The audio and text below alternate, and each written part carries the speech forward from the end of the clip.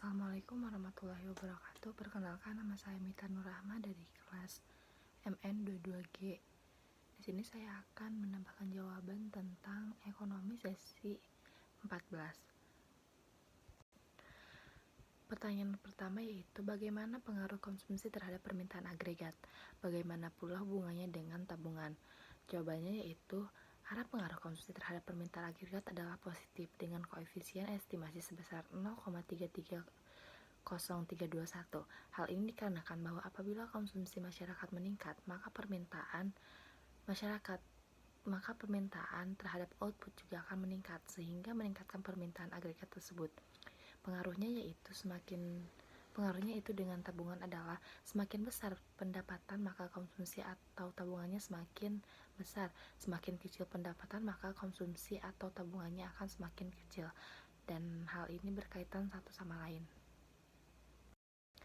Yang kedua yaitu jelaskan dengan maksimal tentang teori siklus hidup serta teori pendapatan permanen. Jawabannya yaitu teori siklus hidup ini berpendapat bahwa kegiatan ekonomi adalah kegiatan seumur hidup. Menurut teori siklus hidup, faktor sosial ekonomi seorang atau rumah tangga sangat mempengaruhi pola konsumsi orang atau rumah tangga tersebut. Pendapatan permanen merupakan bentuk pendapatan yang diterima secara periodik dan jumlahnya dapat diperkirakan sebelumnya. Misalnya pendapatan gaji.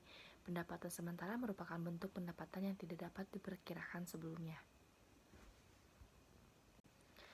Pertanyaan yang ketiga yaitu bagaimana dengan konsumsi jika berada ketidakpastian? Jawabannya yaitu ketidakpastian ekonomi atau ekonomi uncertainty, yaitu kejadian-kejadian yang timbul akibat kondisi dari perilaku ekonomi tersebut. Pertanyaan keempat yaitu apakah yang dimaksud dengan perilaku konsumsi? Perilaku konsumsi adalah tingkat tindakan langsung terlibat dalam mendapatkan, mengkonsumsi, dan menghabiskan produk atau jasa termasuk proses kebutuhan yang mendahului dan menyusui tindakan ini. Mengapa itu begitu penting atau perlu? Karena memahami perilaku pelanggan bertujuan agar pemasar tetap dapat memenuhi kebutuhan dan keinginan pelanggan, sehingga pelanggan mendapatkan kepuasan yang lebih besar dan berujung pada loyalitas pelanggan. Pertanyaan kelima yaitu apakah itu permintaan stok modal dan arus investasi, bagaimana kaitan dengan satu sama lain? Menurut Hardort Domar mengembangkan teori yang sangat legenda bahwa itu untuk menumbuhkan suatu perekonomian dibutuhkan pembentukan modal sebagai tambahan stok modal. Pembentukan modal tersebut dipandang sebagai pengeluaran yang akan menambah kesanggupan suatu perekonomian untuk menghasilkan barang-barang maupun sebagai pengeluaran yang akan menambah permintaan efektif seluruh masyarakat.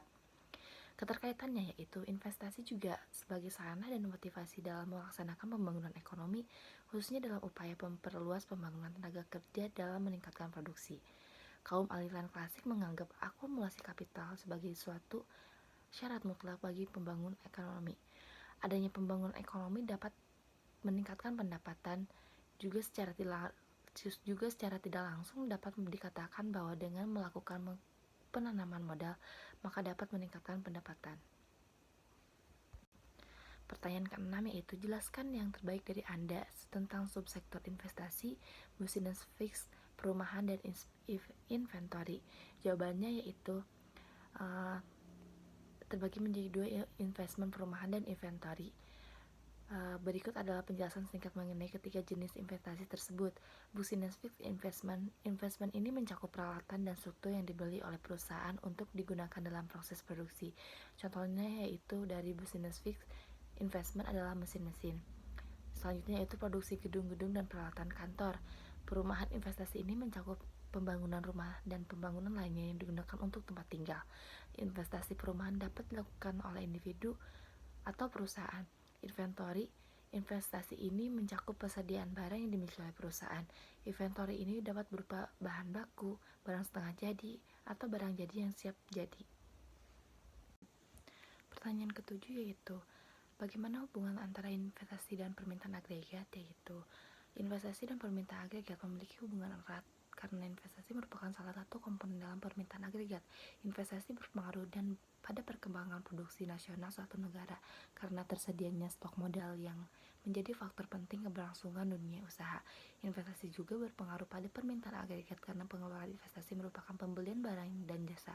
Oleh karena pelaku bisnis yang digunakan untuk modal fisik atau kepentingan produksi, keputusan investasi bergantung pada tingkat bunga pinjaman dan keuntungan yang diharapkan. Pembangunan ekonomi membutuhkan investasi karena kegiatan investasi tidak hanya meningkatkan permintaan agregat, tetapi juga akan meningkatkan pemasaran agregat melalui pembangunan ekonomi. Investasi diperlukan untuk memenuhi permintaan penduduk dan kesempatan kerja semakin meningkat. Dari poin-poin tersebut, dapat disimpulkan bahwa investasi mempengaruhi permintaan agregat karena pengeluaran investasi merupakan salah satu komponen dalam permintaan agregat. Keputusan investasi juga bergantung pada faktor-faktor ekonomi, seperti tingkat bunga pinjaman dan keuntungan yang diharapkan. Cukup sekian jawaban yang dapat saya berikan. Kurangnya mohon maaf. Wassalamualaikum warahmatullahi wabarakatuh.